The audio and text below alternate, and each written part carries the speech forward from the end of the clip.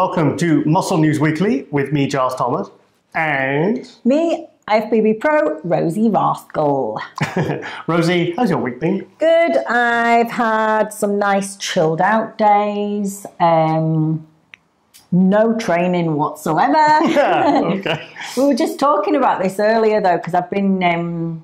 it's Lyle McDonald, if I get that right. It's a guy that does a lot of research about hormones, female hormones, body fat loss, and so on, and looks into like the physiology of people and then what makes them become drawn to certain things, certain sports, and depending on how much estrogen you've got, how much testosterone you've got in your body, can determine what you actually feel like doing. Right. And I just don't feel like weight training. Like, I just want to do dancing. I've been to salsa class. I've been doing my burlesque class.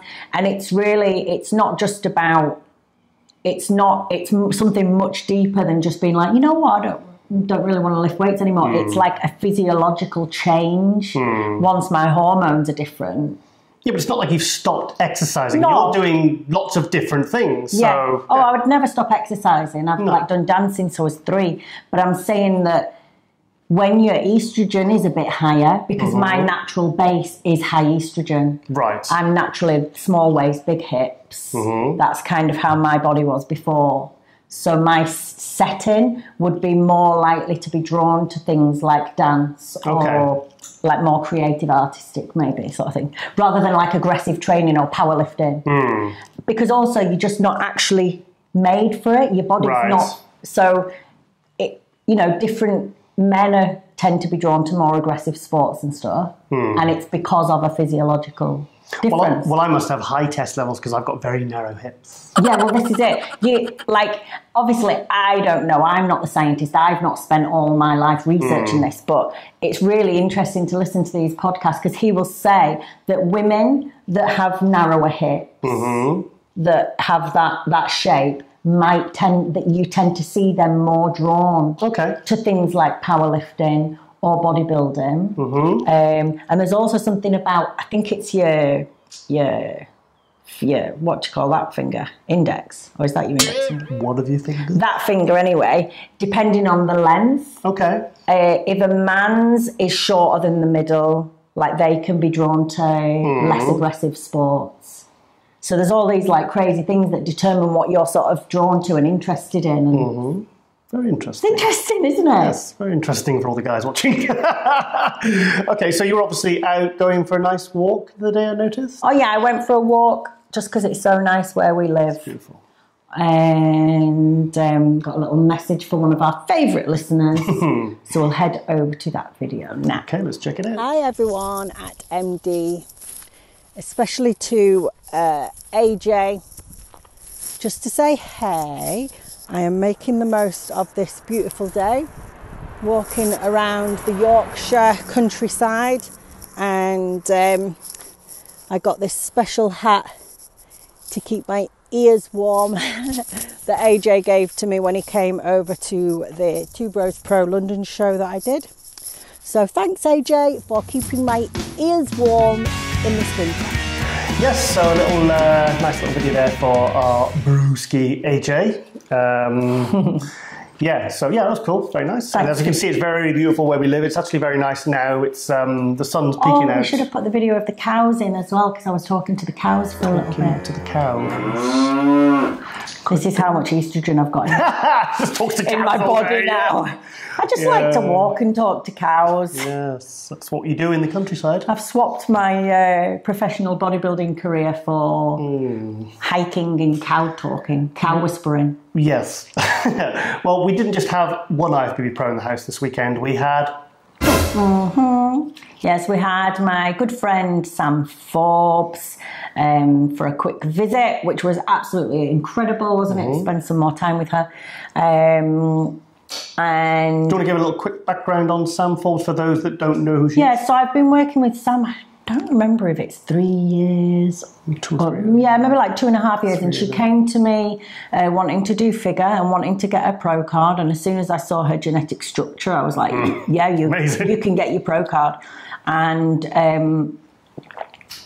so excited to work with her. And then From then we got a third place in the first Arnold Europe.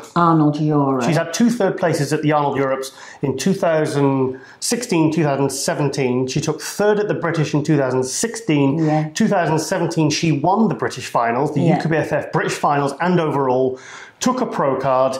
And then she competed in Portugal this year, which Hadi, the one that Hedi Chupin and Nicolas Vuillud competed in. So we've actually got a little bit of footage from, I mean, we showed this before, if you're back in July when the show was. But here's Sam on stage. She's the one on the left. Check out the shoulders and the shoulder to waist ratio. Check this out. Zulema, can you hear me? Can you hear me on stage? Can you hear my voice? Yes. Good, Sam. Never mind. Ladies, quarter turn to the right. Nice, number 32. Quarter turn to the right. Open up, Sam. Quarter turn to the right.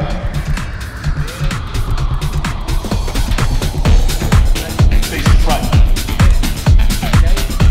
Quad, Sam. Quad. Thank you, ladies. Back to the wings. Yes, so as you can see, she's got the structure that, you know, the Latoya, the Watts, the Candice, the Sydney Gillen, that kind of crazy shape they like in the... She has too much muscle now. Yeah. What we're doing now is... It's a nice problem to have. It's so crazy. Like, I've spoken about Sam's genetics before anyway, but... we're also looking into getting her blood work done and everything and checking there's not something... Some Ronnie Coleman DNA in there. No, just like an imbalance with her own hormones, because I have never seen someone grow like this. Like, it's insane, and this is off her own hormones. And sometimes you can have things like PCOS if there's like a heightened testosterone, which I guess is a good thing for doing bodybuilding. But it's interesting just to find out anyway. But she now, we're having to try and cut back on the training. So she's only training like 3 times a week now. Yeah. And it's going to be like all over body stuff, like beginner style. That's crazy. Yeah, because she's so muscular. We said Friday night, you know, you were hinting at maybe her switching up to physique, and she was like, oh, no, I don't want to do that. She doesn't want to do that. No. Why doesn't she, though? Because she's got that... I think maybe... She is kind of a little bit, you know, that structure like Shanique, you know, that kind of... Well, it's like her friend showed her a picture. There was a picture at an amateur show I think Kai Green was guest posing at. And Kai Green was on stage with all the amateurs, and her friend said, Sam, that looks like you when you're on stage with the other girls. The good girls, yeah. Like, Sam just looks like this crazy full muscle. Shoulders, isn't it? Everything. She's got it. She's got a nice shape as well. It's like Beautiful Kai shape. or Ronnie on stage with an amateur when she's with the other girls. Because she's so full and thick. But I think maybe it's that preconception that the physique girls are bigger. They're not. But actually she's already probably one of the bigger physique if she was to do it. Yes. And also it's the thought of maybe you would have to take more supplements. But again, Sam wouldn't have to take anything. Yeah. She wouldn't, because she's growing. Yeah. We're struggling to get rid of the size. Can she not be persuaded? I don't know. Maybe so. It seems a shame if she's getting, you know, because she looked, did you see in that video, she looked very, very good. But then the problem is... again, maybe because condition is not her... Right. It's not where she's quite excelled at yet. Right. And there's a few things we're still working on that side of things, so... But you're working on it. Yeah, for sure. Like, if we could deal with some of, like, the mindset things and... some of those other things, and then... figure out, because what it is it's like stress levels as well. Yeah. And sleep patterns. There's a few things that would need sorting before the condition would come. Because she mentioned that. She said she gets like 4 hours a night maximum, and she's just not a good sleeper. Yeah, she doesn't sleep so great. I'm sure there's a few tweaks you could make. I mean, she'd be great when she really, you know, I mean, she's only just turned pro, so she'll be great when she, you know, we figure out the conditioning aspect and how to bring her in for figure. Yeah. And also, even if she did switch it up physique, I'm sure she'd look fantastic. She could do great. It's like a lot of them. Natalia Coelho, there was someone someone that was winning figure shows and then jumped straight into and got second at the Olympia, won pro shows as a women's physique. So, well, we're actually starting work with one of my friends who's a naturopath or naturopath, however you say it.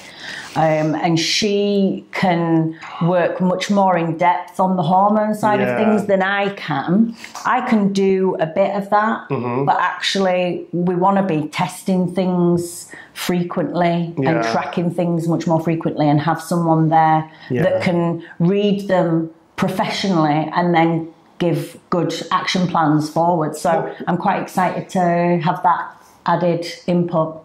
What about the NLP as well? Maybe could that work? This is another thing as well. NLP for the kind of mindset with certain things as well. Yeah. But it's all like progression. You got to just. This is what I mean. You don't like I was saying to Sam. There's so much time, and it's okay maybe to have a year to spend that time to put a bit more solid foundations in to make everything feel a bit easier. She turned pro 1 year ago. She's still very early on in her career. I think, do you know what I think it is? There seems to be a mentality now that because there's so many pro qualifying shows and everyone's turning pro and everything seems to be sped up a little bit. And I think sometimes people forget that to build and develop a really contest top physique, sometimes it takes 2, 3, 4, 5 years, so she's gone to her first pro show. She looked fantastic. It's like the whole social media thing, because you see everybody else all the time. Sometimes maybe it feels like you might see some of your competition competing and doing well, and you almost feel like if you take a step back that you're not progressing anymore, or people will forget about you. But it doesn't matter as long as you take that time, and then you can come back and like blitz all those people, Well, she's got crazy potential, so I know she's got you in her corner supporting her and guiding her through her prep, and you've done a fantastic job with her so far, and we love Sam. In fact, I think she's one of my favourites of yours, of people that you work with who's real and good personality. She's a lovely, lovely, genuine girl, and she's got a big personality and big shoulders.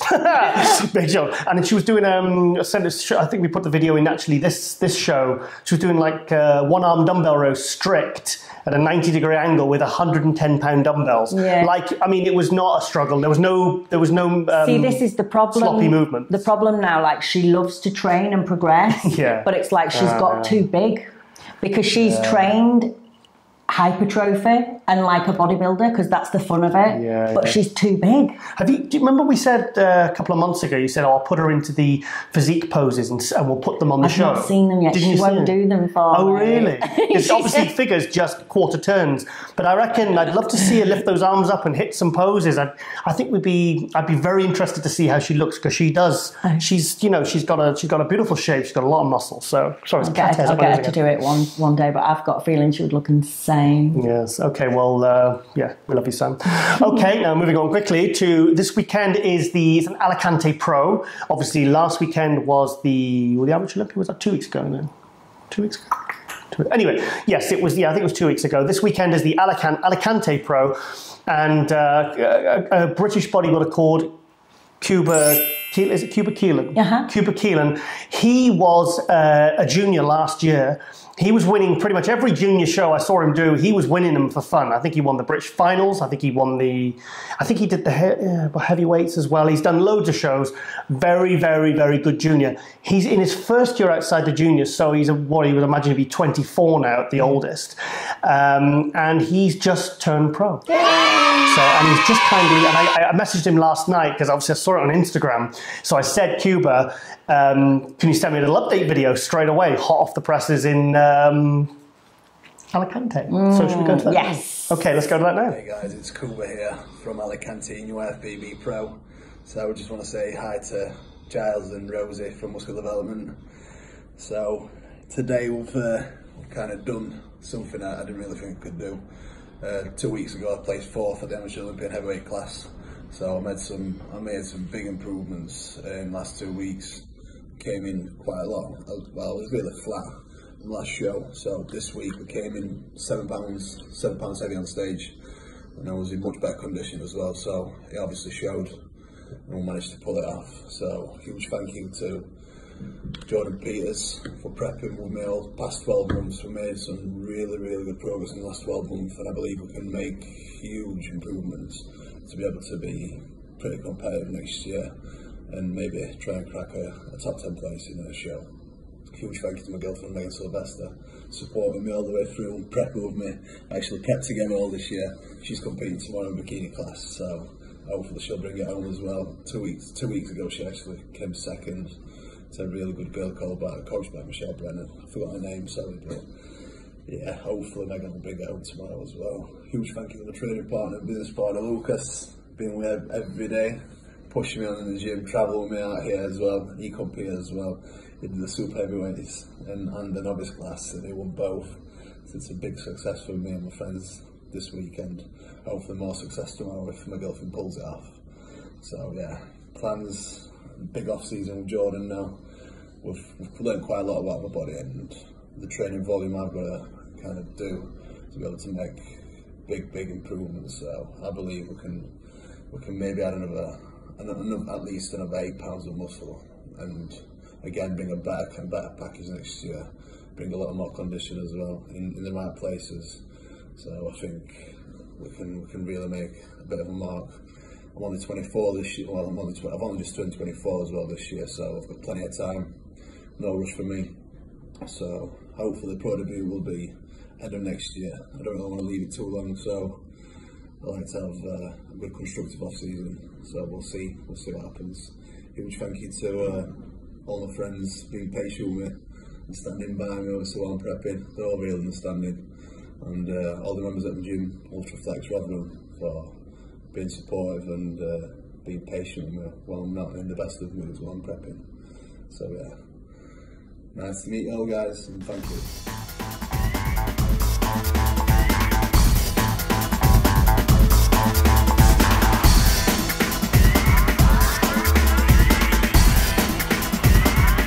Yes, so big thank you there to Kuba for sending that in. He was, so he took 4th place at the Amateur Olympia in the heavyweights 2 weeks ago. He came in 3 kilos heavier, and obviously because he was fuller, he looked harder and everything was popping more.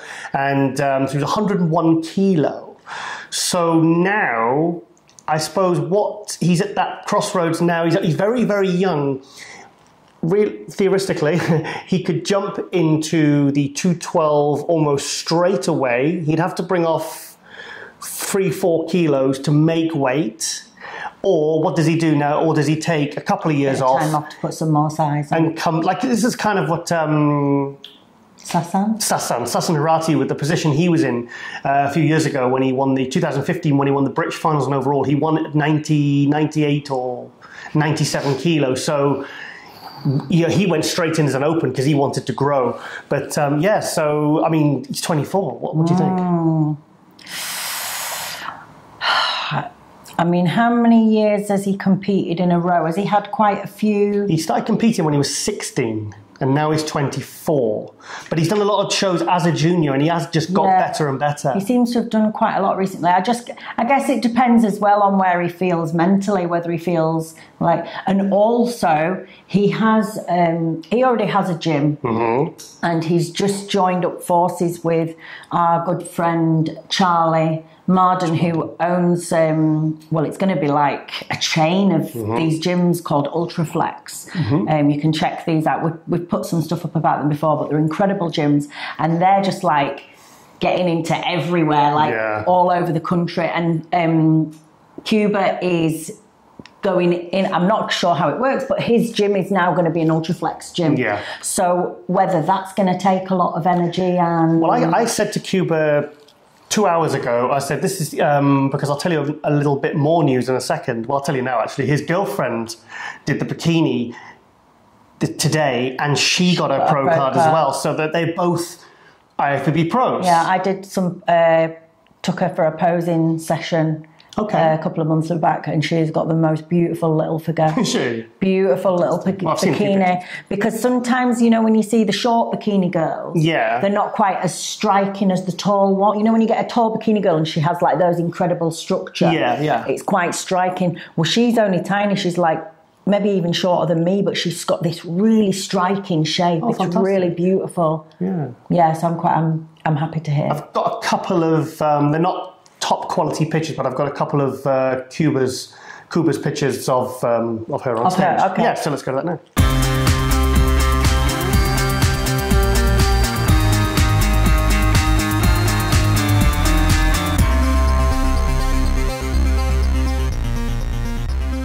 Yes, so big congratulations there to Megan. Yeah, and actually I've got some footage in my phone of when she came for the posing session. So we'll have a little look at that, because you just have a look at her. She's the cutest little doll you've ever seen. Check it out.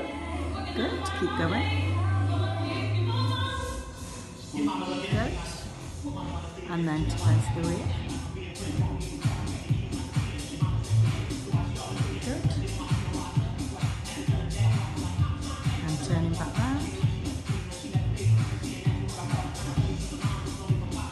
Good.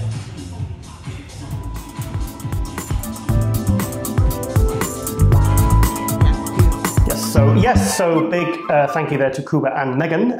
Big congratulations. I mean, he said it's surreal. We'll have to go down, once he's got the Ultraflex done, we'll have to go down and do some filming maybe for the show. Was that the gym I went to with you? With Will, yeah. With Will, yeah, and I was filming you training. Yeah, sorry, what were you saying? Kuba said. He said that he said it was surreal. He said he's like, it hasn't sunk in the fact that, I think they competed on different days and they're both over in Alicante and they've both got their pro cards. Crazy. I know. So, I mean, Kuba's been around. He's been, like I said, he was deadly as a junior. I mean, he was just winning everything in all the NABA and UKBFF. Yeah, did he win the NABA Universe?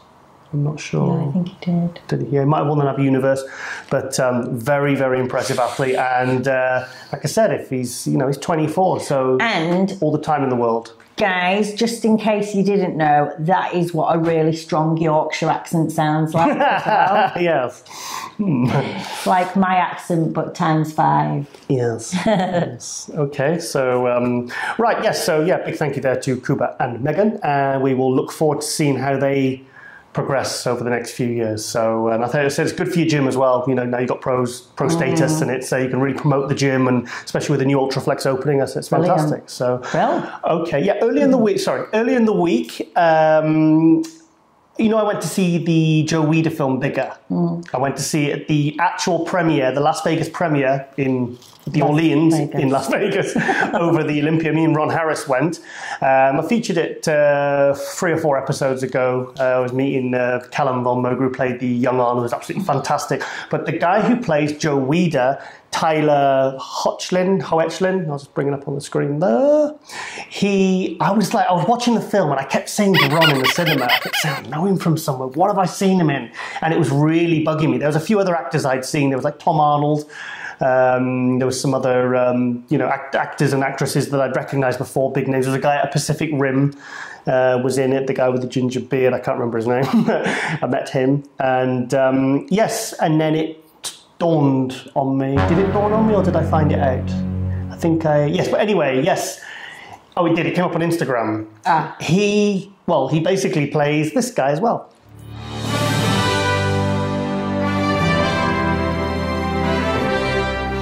Yes, so I'd seen him in Supergirl because he plays, Superman. yeah. So I was buzzing about that. And the reason it came up on my newsfeed is because he's going to get a separate Superman TV show now. So that's pretty good to have on your resume, isn't it? There's Joe Weider, Superman. Yeah, not bad, eh? Yeah, so I've started following him on Instagram now. And maybe he can play you when they make the film about your life. Yeah, that'd be interesting. That would actually be quite an interesting film. Names would have to be changed. Yeah. Identities would have to be protected, and I'd probably have to go into hiding. But, or it'd be a good one for Jason Statham, wouldn't it? No, he couldn't play me. You not think? No, he's not tough enough. No, he's tough enough, but he's not tough enough. You'd have to find someone that spoke posher, wouldn't you? Well, his name has been... Jason Statham's name's been thrown around when they were talking about the new Bond. No. But he's an actor. He just plays the same parts over and over again, doesn't he? Yeah, it would be like Jason Statham playing Bond. Yeah. Do you know what I mean? He wouldn't be James Bond, he would be Jason Statham. He could easily put on a posh Bond. accent. He could easily put on a posh accent, though. Do you think? Yeah, of course he could. Yeah, but he can't nail the American one, can he? You heard him when he does an American. I don't know. All his films are just the same. Yeah, but I can't tell one of his films from the other. They're still good though, aren't they? Like, I like Jason Statham films. Yeah, good. It's like I even love all Steven Seagal films. Oh, God, no. Even though they're like, some are really weird, but I love it. Shocking, I love them. I love them. Yeah, there was one film, I can't remember what it was, but this is how bad it was. He had voiceovers. Someone was doing his voice for him in like a whole scene, but the rest of the film was him. Weird. It was so weird. And then another scene, right, he started off the film in these really tight ball crusher blue jeans, pale blue jeans. Yeah. And then he walked into this house and halfway through filming, he must have said, these jeans are so uncomfortable. So he changed them into some other jeans. So the next scene he had, he's not been anywhere, but he would like, he just had different jeans on for the rest of the scene. Wow. Well, but he's Steven Seagal. He's like Chuck Norris. He can do what he wants. It was really weird. Is he the guy that finances his own films just so and writes his own films so he can play the part that he wants to play? He's the one that does fight scenes and it goes like this. And he'll get someone, because it's a certain style of fighting, isn't it? Right. Where they go like, like, so say if a guy's got a knife or something, he just comes up and goes, and he's like, sorry, that was just a blur. Are you sure you're not Steven Seagal in disguise?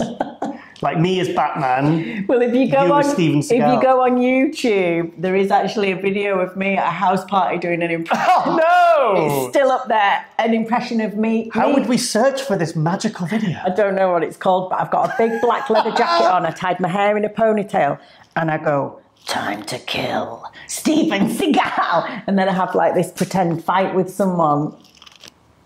Anyway. That sounds cool. Yeah. Okay. Well, sorry, we're a little bit off track there.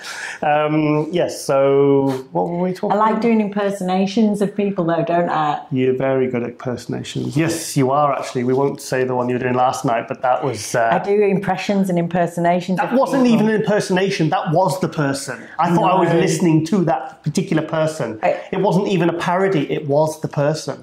I really like doing it, but you could never do it on film because people would be offended. Well, I think they would be. They'd probably hunt you down. So you can do them with me though on film. That's fine, okay. As long as I'm here.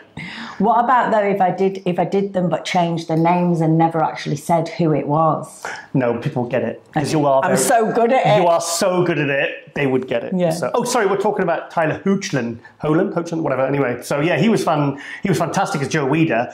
And if you haven't seen the film Bigger, it's out in some theatres now.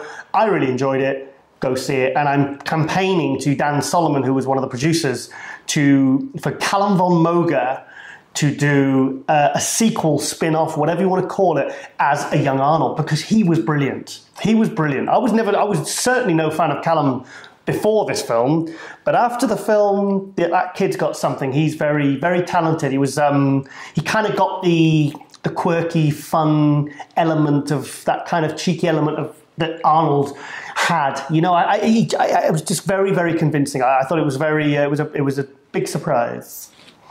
So yeah, okay, Rosie, we're going to go into our second athlete update now.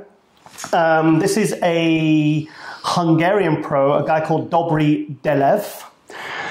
He's been on the 212 competing circuit, pro circuit now for a good couple of years. He's done the Olympia twice, and we mentioned him because he took third at the Dominican Republic, the coat of arms, Victor Martinez's show. In the one Jose won. Yeah, last weekend, because that was the one that Jose won, and then Thomas Tabakiar was second, Dobri was third. Okay. So I've contacted Dobri, and he's been very kindly... He has very kindly sent us this wonderful update. So let's go to that now. Hi, Giles and Rosie. Thank you for the invitation and Muscle News Weekly. I'm happy that I'm here. It's for those who don't know me, I'm a IFBB pro, Dobri Delev from Bulgaria. I'm 212 competitor for now. I took my pro card like 6 years ago. Took my first professional victory 2015 at Omaha. 2016 I took second professional victory in Charlotte and 12th place at the Olympia. The previous year it was not that good for me. I took 4th place and 3rd place and 2 contests in USA, and I think that I qualified by points, but I decided there is no point to go at the Olympia by points without victory. I decided this is not right. So for this season I begin with contests like a week ago in Dominican Republic. It was Victor Martinez and John De La Rosa's show. I placed 3rd. I think it was very close show between 3 of us, so all of us was able to win. I'm happy with the judging because this was not my goal actually. I wanted to compete in a show 2 weeks after this one in Spain, but the promoter decided to remove the 212 class, so I decided to just try. And with 7 week preparation, I dropped down from 265 to 212 to make the class, and I'm always about 220 at the stage. So I'm happy actually with the result. The next goal will be Romania 5 weeks from now, so I will be in much better shape for there. The time it will be enough, everything will be fine. So this is for me from now. I have new baby girl in the other room, so this is why I'm in the kitchen, guys, like a real man. I want to just thanks to you for the invitation. I want to thank Mary Christine about the awesome posing trunks that she made for me.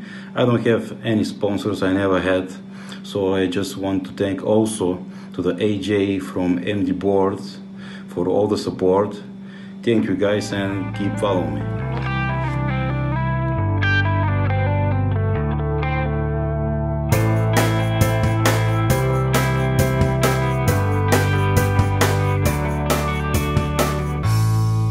Yes, so that's a very interesting update there from Dobri. He went down from 265 to 212 in 7 weeks.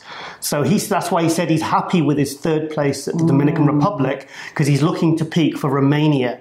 Now, I was actually talking to Jose Raymond on the MD boards today, when he responded to my question about how, because I thought Jose was doing the Romanian pro show in 5 weeks, and he says, no, I'm not doing it. He says, but I believe Thomas Tabakia, who beat Dobri in Dominican, and Dobri are going to be doing it. Yeah. So that's the one he wants to peak for. It'd be nice to see him at his best and see because that's a hell of a lot of weight to lose in that time, isn't it? You're not going to look your best. You're not going to look your best. Sharp, are you pushing against? But not from Hungary. He's from Bulgaria. From Bulgaria. Sorry, my bad.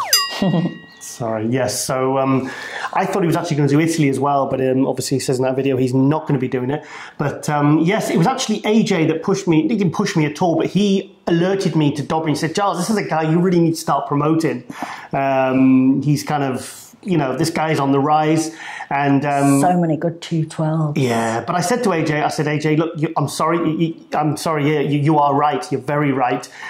So I reached out to Dobri immediately, and I'm thrilled to see that he's sent us that update.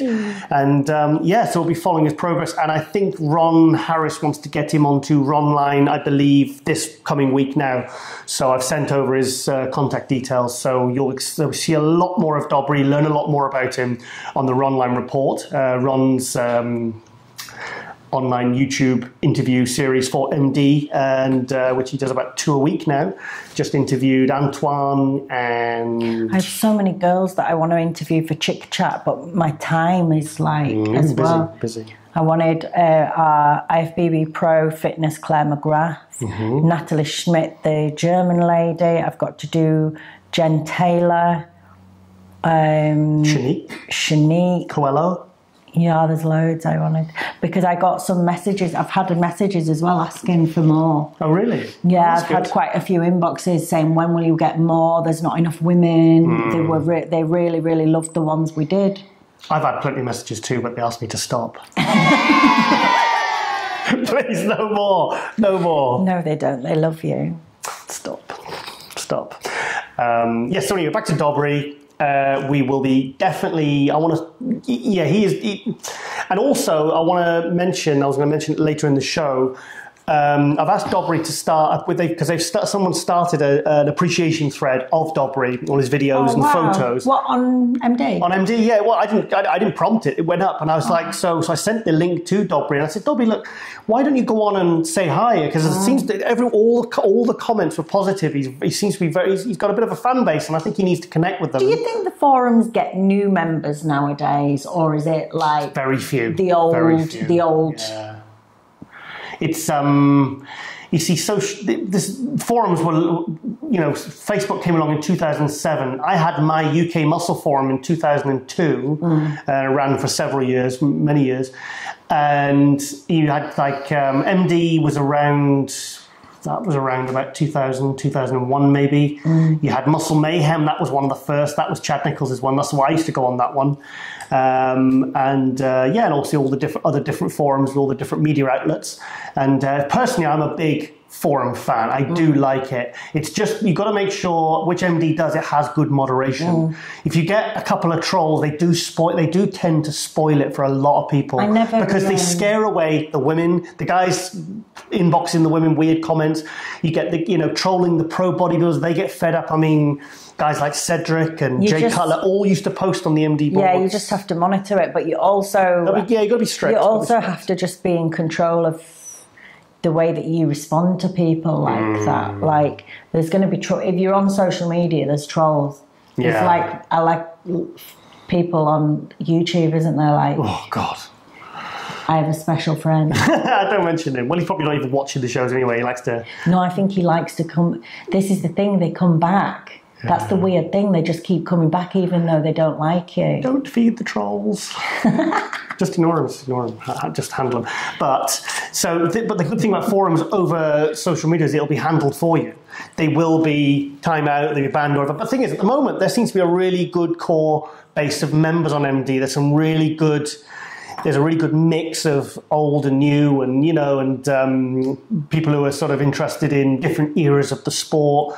And so get yourself on it's on the Muscular Development website.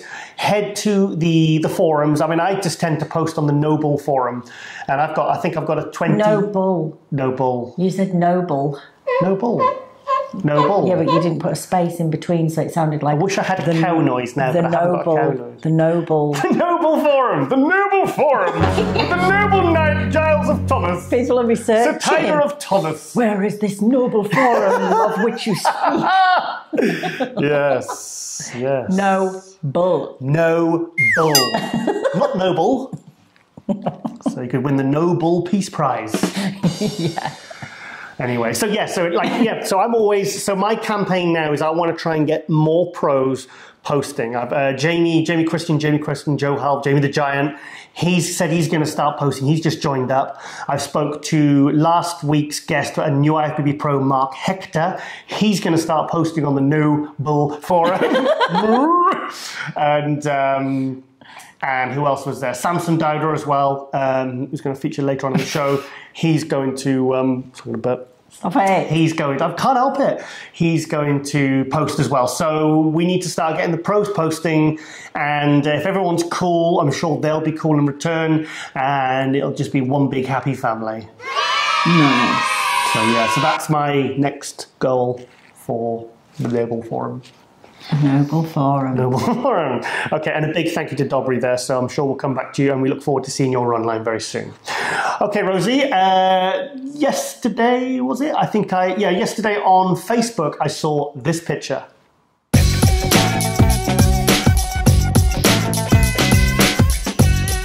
from the 83 Olympia. Yeah. I need to turn this phone off again. Who is it? Ow. That's from the 83 Olympia, all the guys. You? Well, 83 Olympia. You? Why did I say you? That's not me, that's Tom Platz. No, I thought you said there I am at the 83 Olympia. 7 years old in my pants. So that was the entire lineup in Munich, was it Munich? I think it was, at the 1983 Olympia. Now, that was... I'll have been 1 year old. I wasn't even born then. What? Anyway, yes, so that was a very special Olympia because that was the one Samir Banu won. That was his all-time best showing. I think the year after when he came back, he took 6th place. And he was, I remember seeing the video, looked really annoyed. But yeah, so he was, this was in between the eras of Arnold and before Lee Haney started his 8-year reign. And this was when Lee Haney's first Olympia, the 8-time Mr. Olympia. This was his first ever Olympia. And I think he was only in his 21 or 22 or something, maybe 23 years old. You know, so he would have been a junior by today's standards. And this was his first Olympia. He took 3rd place. And I mean, obviously, you had some of the greats there, you know, Tom Platz there in the middle. Yeah, fantastic. In fact, I've got 2 clips to go to. Which one should we go to first? The Tom Platz one. You want to go to the Tom Platz one? Mm-hmm. Yeah, Tom Platz was in Ireland. He's actually in Ireland now. And there's a gym we went to. We did an RCSS appearance there, didn't we? Mm-hmm. And it's where I did my cryo bath, if anyone saw that. Oh, was it the Monster Oven? Yeah. Monster Oven? Yeah. Come up on the screen. There you go. Yeah, it's where my friend IFBB Pro Fitness, Claire McGrath, trains at, and yeah, we went to do some RCSS stuff, and I went in recently. I was there like a month ago or something. It was only a few weeks ago, It's an awesome gym. Should we show the clip of Tom Platz? This was yesterday. Well, this is Sunday. This was last Saturday. Training seminar. Yeah, training seminar. So he calls it a squat clinic, and yeah, so we'll go to that now. In Europe, and then planned the Olympia. It was just, that's how you became known in this industry. That's what Arnold did. That's what all the people that taught me did. And you worked it. I loved it. I didn't want to stay home. People always said to me, maybe you should travel less. That way you can focus on your training and win the Mr. Olympia. Right.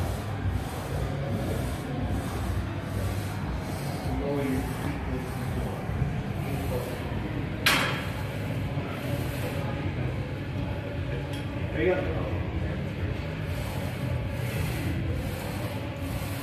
Yes. 1,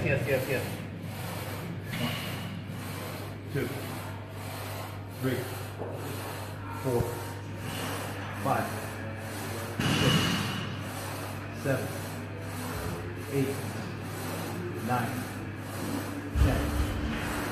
1, 2, 3, 4, 5, 6, 7, 8, 9. Show me. Goal. Boom. This is the goal, man. You get closer to the goal. Boom.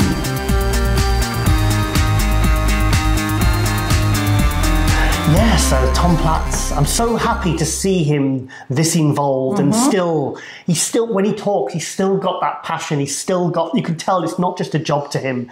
He's probably done 1,000 of these squat clinics where he's showing people how to train legs and, you know, and really get that kind of fire. And I love that. I love the fact that he's still involved. And I think he looks really good as well. Yeah. He looks great. He's probably in his 60s now, isn't he? I love people that have such an incredibly strong energy. That like they can just walk into a gym or walk into a room and like they literally change people's lives. Yeah. Because they're just so like motivating to be around. Just the name Tom Platz gets me, you know, it's like when I think about when I used to travel on the bus when I was like in my late teens and early 20s, I used to travel on because I didn't have a gym in the town I was from. I left the town when I was 23 in Wales, and I used to have to go an hour on the bus each way to get to the gym. And I used to train on Saturday morning. All my mates had been partying all night, and I'd be up at like 7 going to the gym, hour on the, you know.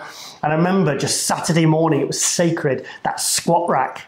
You know, we used to just, me and my training partner, there was one training partner called Alex Waller, he lives in New Zealand now. And we used to have such crazy leg workouts. I mean, we had nosebleeds, and fun, isn't it? We'd psych each other up, and we used to get 4 plates, 4.5 plates. We used to get up to, I think he got up to about 500 pounds. He was squatting. Passed out. I fell over. I passed out once in the changing rooms for about 10, 15 minutes. The goal was always to try and make yourself sick on leg day, wasn't it? I was never sick though. No, I never was on.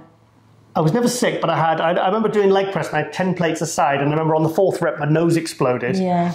And he went, "You want to put it back?" I said, "No, I'm not doing this again." I said, I'm not going to don't re-rack it, don't rack it.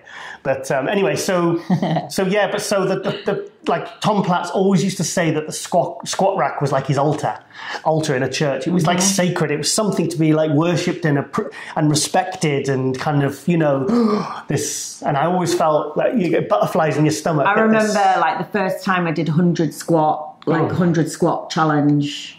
Like I used to love doing stuff like that. Probably like the first 5 years of me training was loved the intensity, and I think as well. I used to love it. Saturday mornings, those leg sessions. Yeah, loved it. But I think because I'd come from being I'd just finished uni. I'd done 3 years heavy dance. So my fitness was, and my what's the bloody word? Cardio. You know, where you can keep going. Stamina. My fitness and stamina was incredible. So when I started training, I could do really intense stuff already. Yeah. And I just used to I love training legs. I remember one training partner after, a guy called James Young, his name was. I remember he wanted to see how many reps he could do with one plate. And I think he did 130. He was a rugby player. He did 130 reps, and then he was just... And I think we did 2 plates, and I think I got something like 22 reps or something. And I'd never had cardio fitness then. I wasn't very fit, but I trained a lot, but I never did any form of cardio. So that was devastating for me to do 20 reps. Oh, I tell you something as well. I was at the doctor's the other day, and I got measured for the first time in a few years. All my life, well, not all my life, but all my adult life, I was 5'1". I think I've mentioned this before. And then 2014, I got measured and I was 5 foot. Okay. So I'd lost an inch, and I realised it was through squatting and pressing. Right. I'd compressed my spine, and it was from not stretching. So all the muscles that attach from the torso to the pelvis were so tight, they'd like pulled my body down. Oh, God. Now, the last few years I've spent all my time stretching, and I got measured the other day and I'm 5'1" again. Oh. So I've got my length back. Got your length back. That's very important. It's very important, as you all know. Yes. Moving on. Okay. Are you impressed though? This is good, no? Yes, you're taller. I'm saying to people, you know. Did you have your heels on? No, but if you're squatting and pressing, remember, by the time you are 80, you will be 3 foot tall. If you don't stretch, you'll just keep losing an inch every year. Cool. Okay. Well, going back to what I was saying, apart from Tom Platz, I think it's fitting that because that was Lee Haney's first Mr. Olympia when he took 3rd place. There's a really cool Nick Vision video of Lee Haney, so let's go to that now. Sure, you select poses that are suitable to your physique. And as I prepared for that competition, I prepared like never before. So I went into that competition in perfect peace. At the end of the night, my arms were raised in victory. I've always looked at my training for a Mr. Olympia competition as my job. I'm going to work. When in that work, give my very best. Don't have slack on anything, because I've been taught that you're going to give your all every time around. His hunger and desire, I don't think is that of Lee Haney. I don't think he's as hungry as Lee Haney. 3 more!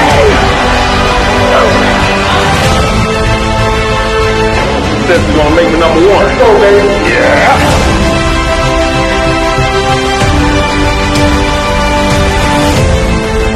All of that came together at that 1984 Mr. Olympia.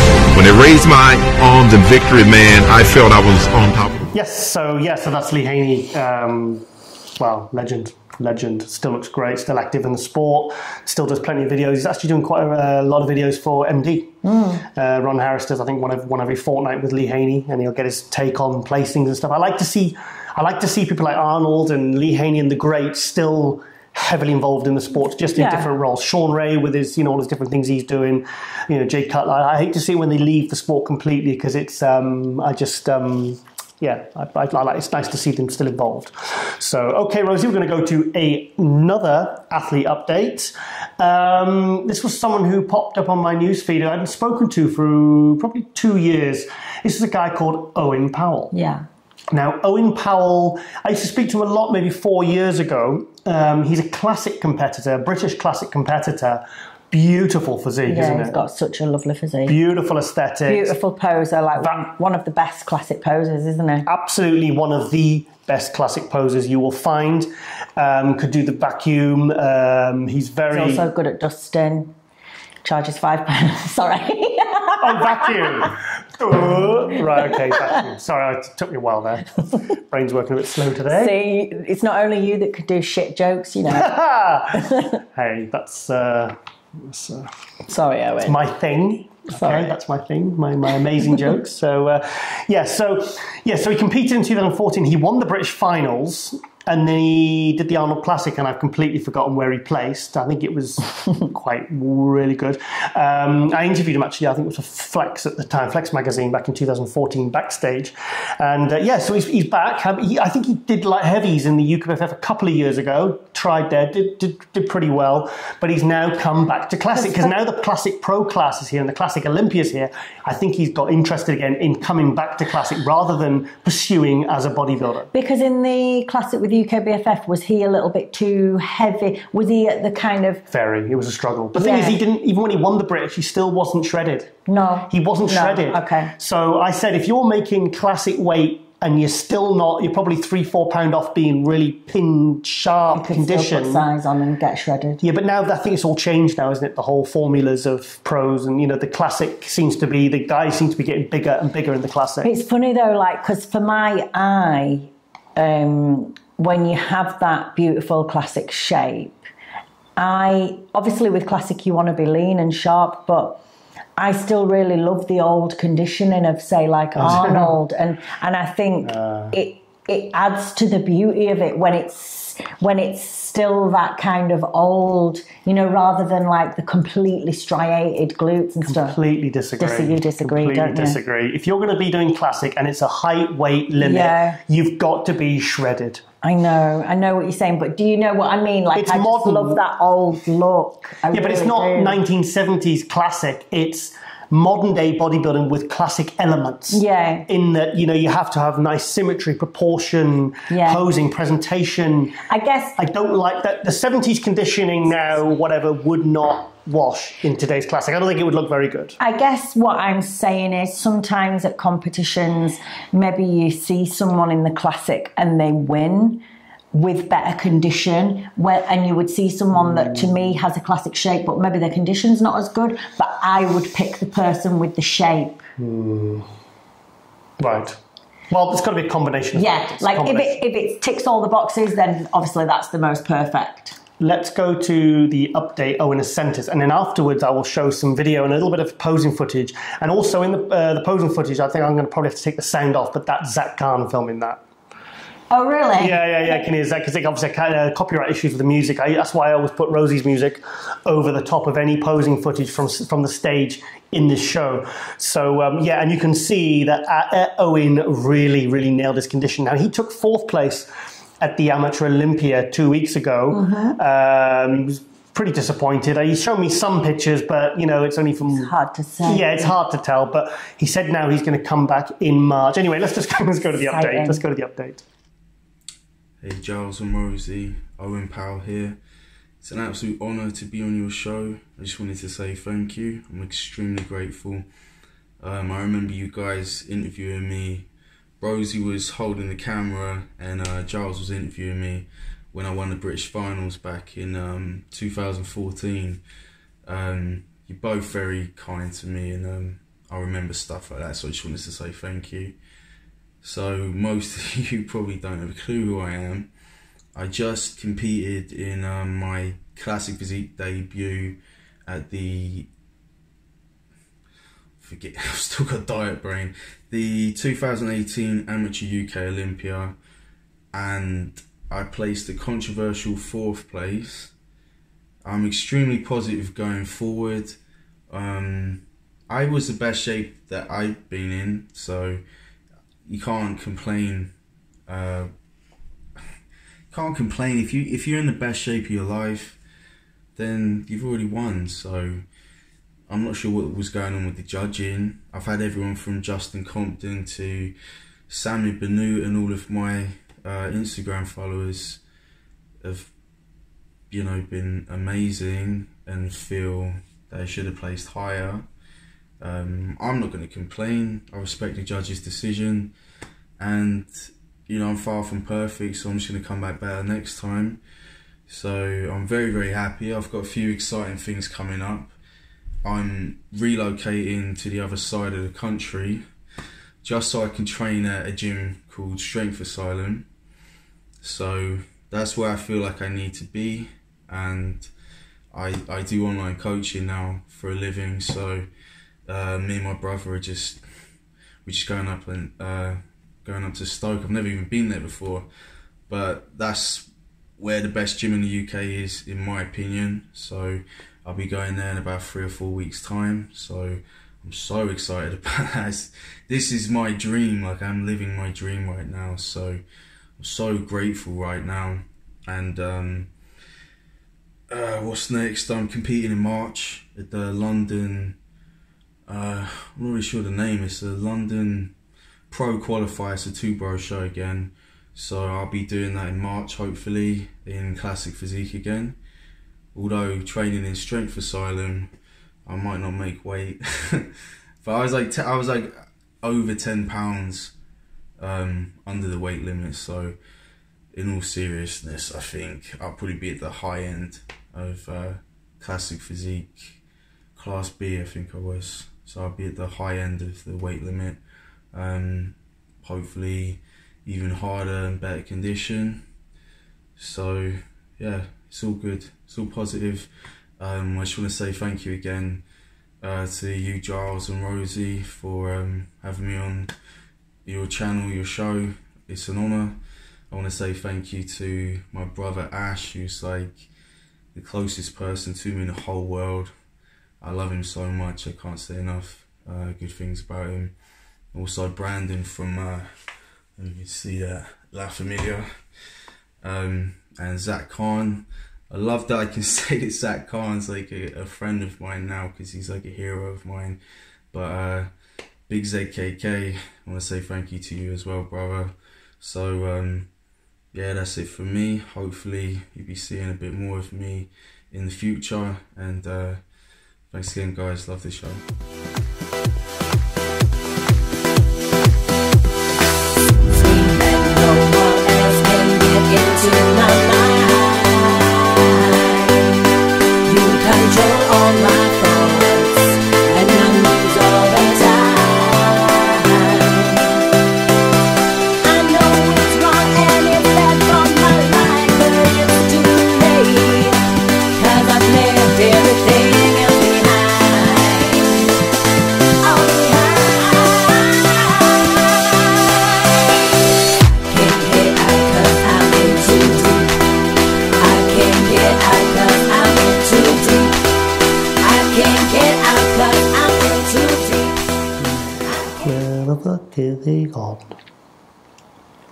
Hey guys and girls. That's not Owen. That's Rosie. Joke. If this gets used. We'll get banned from every IFBB event. Never mind. So what? We didn't want to go anyway. Well, where the fuck is he? So many pros on my phone. You've just gone past him. Ooh. So a big thank you there to Owen Powell. So he's not competing now, because I said, why don't you get a couple more, like Alicante or Alicante, a couple more pro qualifiers, Italy, Romania, and he says, no. He says, I'm going to shut it down now. I'm going to come back in March. The 2 Bros Pro in March, probably the Royal London Pro that you did. And it won't be London, would it be Coventry again? I think they've moved it. Coventry. So he's going to wait now till March. And he was saying, obviously, in that video that he's got a lot of support from like Samir Banu and a lot of the old school bodybuilders, because he's someone that really does live and breathe and really studies and really applies it to his own physique. The classic bodybuilders, of which this class was supposedly designed by and for, and it's a nod to those are pros, from the 80s and 70s. So yeah, so fantastic. Yeah, so I'm really looking forward to seeing Owen. I think he's definitely pro material. He's still young as well. If you think the open class is going a little bit more aesthetic and a bit more towards that, then how does that How do you feel like it differs? Is it not just like weights? Is it not just end up being heavy, middle, and then to the 212? I don't know. But then again, will Sean Roden win again? Will he win 3, 4, 5 Olympias, or will Ramy win it, or someone like Rosie win it next year? You don't know. It just seems to be. I just noticed that with guys like Samson Dauda and Mark Hector, and guys like this doing well in pro shows, and new guys turning pros, and guys getting the nods at these big amateur shows, there does seem to be a bit of a pattern of aesthetic bodybuilders being, I suppose, the open class for winning. I suppose you would always have the two different kinds of classes, like the open and the classic. Even if say Sean Roden and physiques like that started to win, you would always have the open, because you always have that fan base that loves the freaks, the mass monsters, and it's going to always have other people that always want to look like that. So I don't think you would ever, like, I was just thinking then maybe it would end up sort of like too linear, but like you'd always have Here's a question. Extreme ones. Here's a question. Do you think Sean Roden will win again next year? Because I don't think I don't think Phil's going to come back next year. Phil Heath, and I don't think Kai Green is going to come back at all. That is not going to happen. I think Sean Roden's got it again. Do you? Yeah, next year. Okay. Because I can't. I also feel like Phil's maybe not going to come back next year. Okay. And would Kai? Do you think Kai would beat Roden? No, I don't. I just don't think he's going to compete again. I think it's a non-issue. I don't think he's going to compete, and it's like it just. I mean, he'll always put out those pictures a week before the Olympia, and he's always in good shape, and it's a new picture. But I think I think his time is gone. I think next year, I honestly see it being a straight out dogfight between Sean Roden and Rosie. I knew you were going to say that. Because Rosie is just, you cannot, But don't you think Roden has got the edge on him? Well, yeah, he's got the Mr. Olympia, but there's an argument for Rosie, how he looked on the Saturday with his waist. It all, like I said, I've said many times, with Rosie, it all comes down to that waist. Yeah. If it's streamlined and flat, like it wasn't at the pre-judging at the Olympia, but the day after it came in, it's like it just completely transforms his physique. His physique becomes. If he didn't look like that on the Friday, I think he would have been second. I think Phil would have been third. I'm trying to think if there would be anyone else that could kind of just come in and blow things apart a little bit, like if Big Ramy changed things, but his physique is so different to say someone like Roden as well. Dexter's probably going to. Flaws. Who have you got? You've got Dexter, you've got Ramy, you've got Bonac. I think Bonac's as good as Bonac will hold his position. I think Bonac's going to. I think he could potentially win another one or two more Arnolds. In that top spot. He's always going to be top. I don't. unless he messes up, which I don't see happening, because Neil's a good coach and he's not going to let it happen. And plus, Bonac is very consistent. I do not see. What do you think about? How would you place? I know Cedric came much lower, but how would you place Cedric and Roden next to each other? If Cedric, for example, took a back seat from his army work a little bit, if he had more time and could live the bodybuilding lifestyle 100%? I don't know. I honestly don't know. Would it even make that much of a difference? Because he did look good at the Olympia and he still got 9th. I think he's always going to be a top 10 guy. I think he could win many more pro shows. But realistically, is he going to make that jump up that Sean Roden did this year? Sean Roden completely applied himself this year. Last year he took 5th place with a broken jaw and he had issues, and and he still came in and took 5th place. But that's what I mean. You don't. If you mean if he freed up his time and then took a jump up. Yeah, because I'd love to see it happen. Okay, he already looks amazing, but he probably could obviously look a lot better, because it'd be things like sleep, more food, consistency with eating. I just think it's not on the cards for him, because I don't think he's going to change his lifestyle just to pursue You know, I don't know whether it would make a huge amount of difference to how he would look. I think maybe how he felt and how his life would be easier because he'd just be sleeping and training. But I don't think he's ever been one of those bodybuilders. No. And like I said, he did look really good at the Olympia, and he took 9th place. You know, and other guys are getting better. So, you know, guys like Nathan Diasha, you know, who's not slowing down. Actually, Nathan Diasha also just opened his new gym in Liverpool this weekend. I've heard he's opening a second one. I don't know whether that's in the UK or because he has a lot of ties in Nashville, I believe, in America. So, so good luck to Nathan there. It's good that he's setting things up for the future, thinking ahead. That's smart. So all the best to him. And we'll have to pop over and grab a workout at his gym. Yeah. They're not charge us. If I start training again. Yeah, if you actually start training again. I'm sure I will at some point. Okay, Rosie. Well, moving swiftly on to...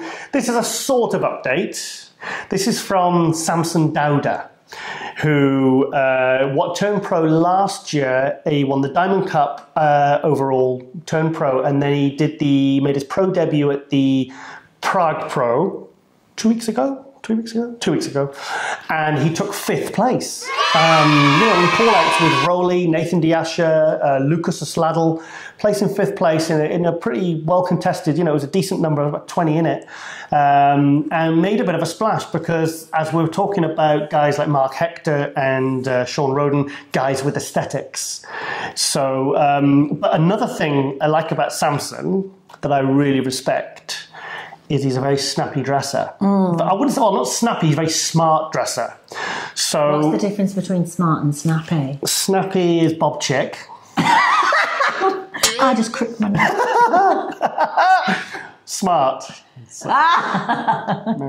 Maybe not from the waist down because I've got my boat shoes on. Yeah, he's got these shoes. And jeans. I've got jeans on, which, you know, you'll never ever see me wearing jeans to a bodybuilding show. He's got these horrible shoes that look like they're made out of straw. Look, once again, I will get off my lovely boat shoes and I will show how lovely they are. Oh my God, they're a bit tatty now. Babe, they're fucking horrible. They're only a couple of months old. They were cheap though, so I like how I wear them around the house. Anyway, back to Samson. Yeah, so I'm going to show the update because I asked him to mention he has a bespoke shirt sponsor called 220, I think, I believe. We'll see in the video. And afterwards, you'll see him at the check-in where he's checking in for Looks so slick. At Prague, and all the other athletes are in tracksuits and everything, and he turns up in shirt and trousers. Looked awesome. And there was a little clip of him with Sean Roden as well. I think Sean's quite impressed with how smart he was dressing. So yeah, let's go to the update now, and afterwards I'll show the little bit of montage of footage of Samson, because this is a man after my own heart. Smart dresser. And I also I've been messaging him because I sent him the tailor who made this jacket, the Victor Valentine. Actually, go to them. They make fully tailored tweed suits. So I said, you know, if you want something special made for you, you know, we could be tweed bros. 2 tweed bros. So, okay, let's go to the update now. How you doing? Samson here. I'm just 3 weeks out from my second pro show in Venice, the Judge Farrell Classic, and we did our first pro show just a few weeks ago in Prague, and I got a lot of feedback about the way I was dressed smart for going to that show, going to the press conference and everything. And you know, I just wanted to say, like, I believe you remember the bodybuilders in the 90s when they went to the press conference and everything, they were all dressed in suits and they were all dressed really smart, because we carry ourselves as professional athletes because that's what we are. You know, so I believe you got to act the part and you have to dress the part when you turn up to these events as well. So I just wanted to have that look and still carry that on as a professional athlete myself. So I just wanted to say, because a lot of guys now, the reason why they can't do that is because they say, oh, they can't find the right company, the right shirts that fit, or the right outfits that fit in that. So I just wanted to give a shout out to 220, this company right here. That they helped me out with shirts. Basically, they make shirts specifically catered to bodybuilders right off the shelf. You know, they're not tailored. They literally fit and designed for bodybuilders right off the shelf. The wide top shoulders and small waist, that's what they're designed for. So I just wanted to show you guys that they normally come in this little box right here when you order your shirt. And they come in all sizes and all shapes, and they come real nice and packaging. The quality is top notch and absolutely the best I've ever had. And they're very comfortable, very catered to us, and just want to give a real shout to them and everything else. So, you know, we as bodybuilders, we have to kind of bring back the idea of, if we want people and the public to take us seriously as athletes and what we do, we need to carry ourselves in that manner. And that's why I believe, and that's why I dress that way. And that's why I believe that when I turn up to these events, you have to carry yourself professionally in what you do. So that's just it for me for now, guys. So hopefully we'll get to see you. I get to see both of you real soon. And take care till then. Thanks. Samson. Yep.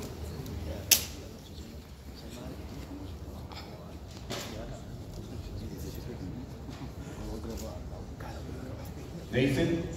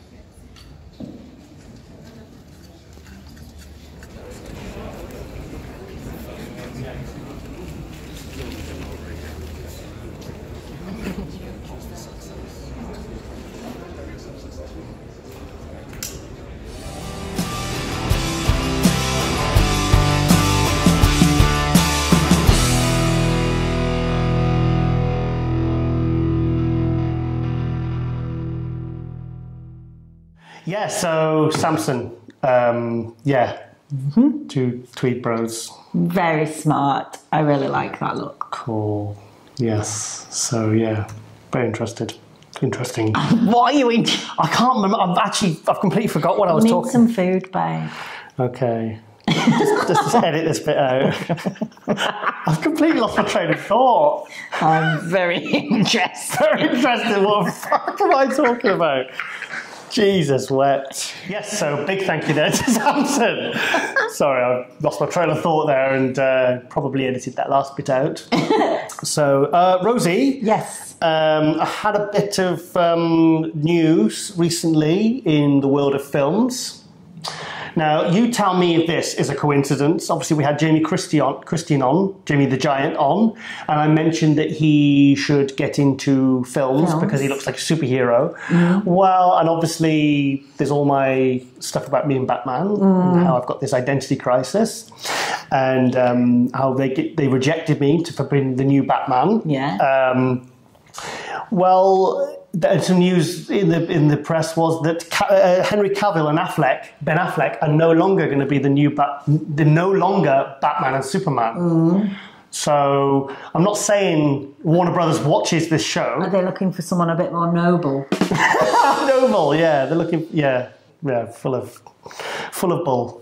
Yeah. So what do you think? Do you think that's a coincidence? Do you think the talent scouts are watching this show thinking, oh my God, that's our Bruce Wayne? I think so. Oh my God, look at his guest, Jamie Christian. He'd be a great... I think probably a bit too tall. The angels are guiding you, babe. That's what I think. I do. There's someone on your side. See?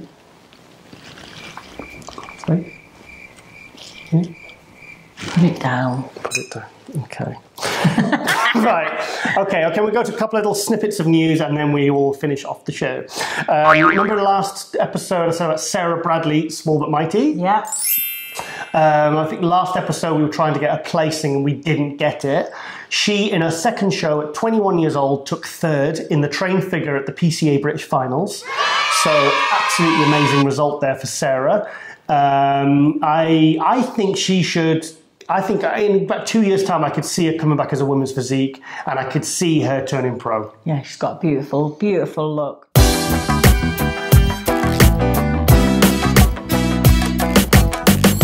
Very classic. Yeah. And very old school bodybuilder shape and look. Yeah. You can tell it's proper, really good quality muscle. 21. I said to her, she wants to reach out to you for any advice or myself or whatever, I said, just feel free. I said, and we'll message you straight back. I'm always here for everyone. Yes. If anyone ever messages me for any question or advice, I'm here. Yes. And also, so thank you, Sarah, and well done. Why am I thanking her? She didn't do anything.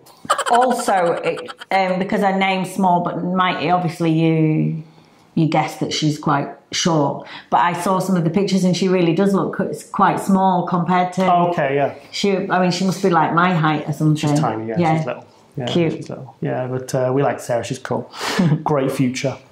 Okay, and also remember last week I talked about Dorian Yates with his ayahuasca retreat. Yeah. Where all it was a picture with the date on. So I messaged Dorian and he didn't message me back. So thanks, Dorian.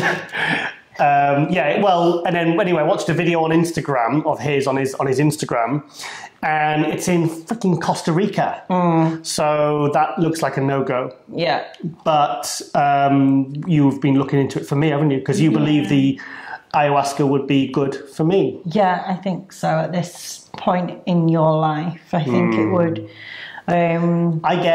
Sometimes I get really bad dreams, bad nightmares. In fact, last night I woke up and I was like in a full-blown... It puts you in a state of mind that's very distressing. I was very hot, very sweaty. I was all... my heart was beating and the room was cold, and it put me in a very, very distressed state of mind, and it's...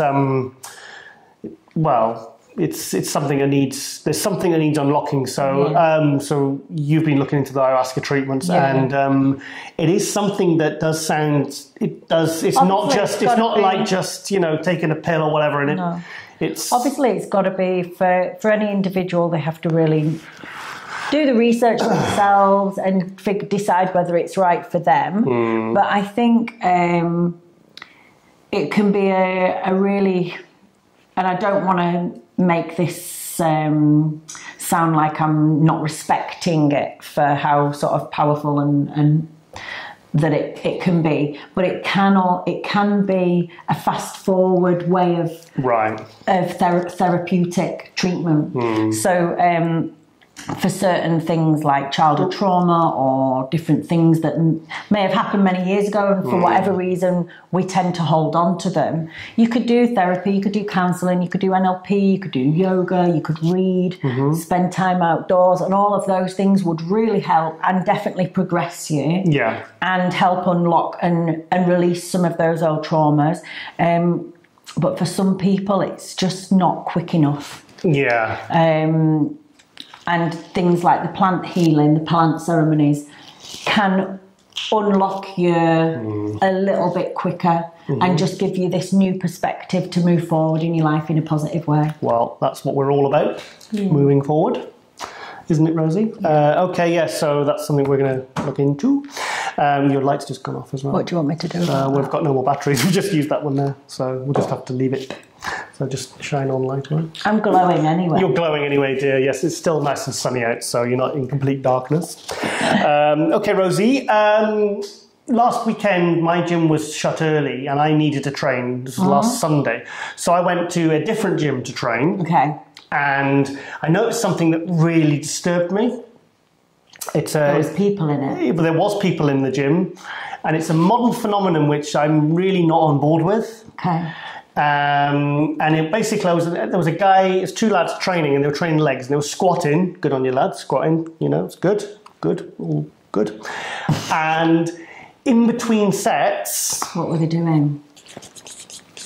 He was texting. How do you know he was texting though? Well, he was his thumbs were moving, and he didn't have any headphones on. So as far as I'm concerned... Let me put a little argument. No. Please? No. Because What was he doing? What was he doing? Listen to me.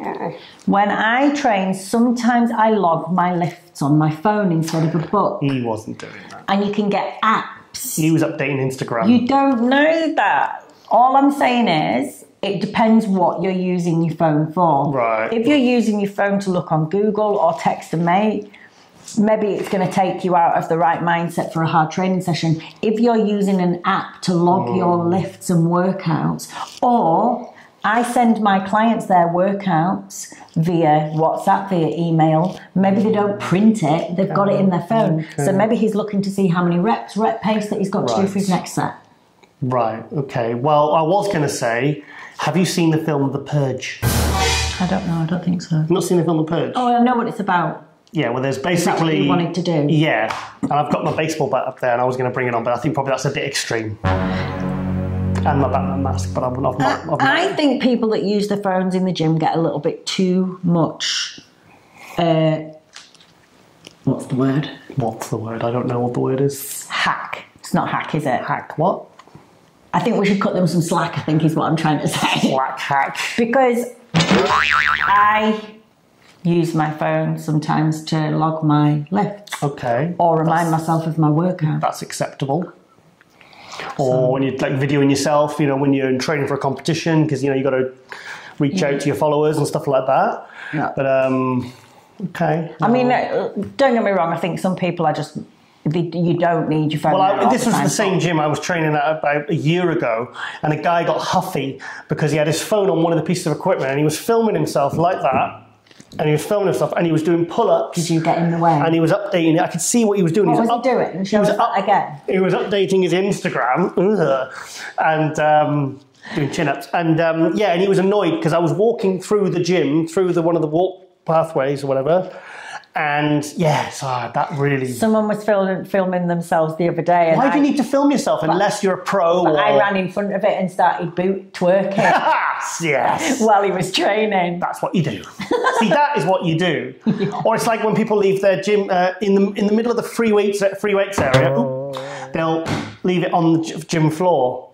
Now, if a dumbbell gets dropped and smashed, no, it might smash the screen like this. You smashed that. Oh, I did, didn't I? Yes. Before your March show. Yeah, I'd only had it a week, and the other one I'd had 4 years. 2007. I'd had it nearly 5 years, the other one, and I didn't smash it. You always put me on edge when I'm trying. You make me walk on eggshells, and I dropped the phone because I was so nervous. No, it wasn't. You were putting it in to film yourself into a little tripod thing, and it sprung out and landed on the floor and smashed. Well, it's only slightly smashed. So you forgave me though, didn't you? Eventually, yeah.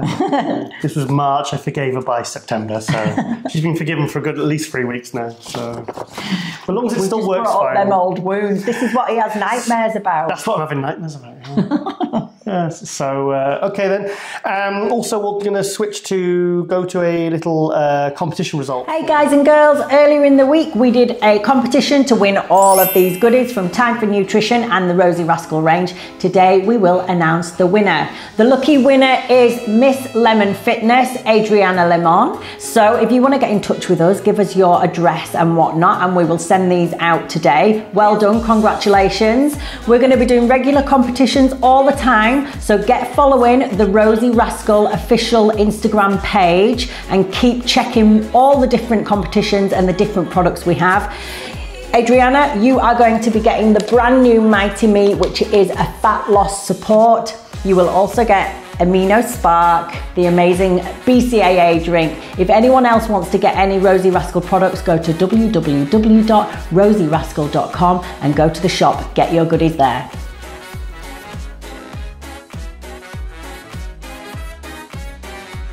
Also, Paul said the Mighty Me is selling very well. Yes, yeah, it is. He says it's doing really well. You've had loads of orders on your website. If you do want to order the Mighty Me, go to...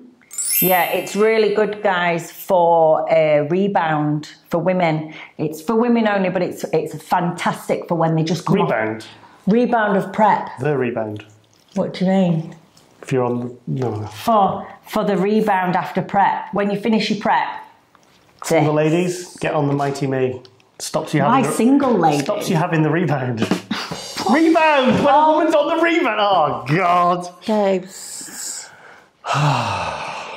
We're just different, talking different conversations, aren't we? Sorry, go on. Yeah, sorry, I was interrupting there. Just saying, after a bodybuilding prep, it's perfect to rebalance the hormones and help with the rebound of contest prep, as well as just for women anytime as well. I'm taking it now, but yeah. If you've got any clients or partners that have just finished prep, it's very good for that. Cool. Okay, well, that's everything, I'm afraid. We can go for hours, actually, so we've got to wrap this up, and I need to get editing and have some food. So, yeah, so anything you want to finish with, Rosie? No, because I've not got my keyboard set up. Well, you should have had it set up then. Do you want to do it next week? Yeah, I'll do it next week. We'll learn something special rather than do, and then we'll have your keyboard set up next week. And maybe you could do a little bit of twerking. And maybe that'll be my thing. Like you could do some noble twerking. Yeah. Okay. Okay then, well, thank you there to my partner in crime, Rosie Rascal Hart. I'm Giles Thompson. You've been watching Muscle News Weekly, and we will see you next week. See you later.